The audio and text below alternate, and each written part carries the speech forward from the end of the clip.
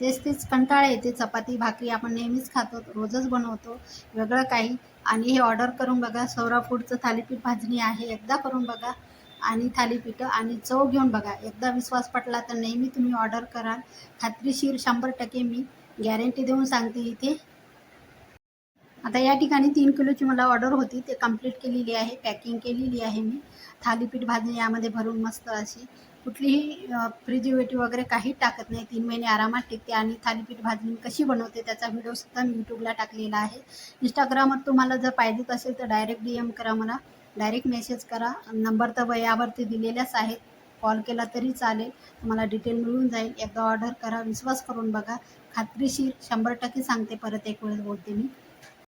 या ठिकाणी सोरा फूडची थालीपीठ भाजणी तयार आहे, पौष्टिक खमंग अशी.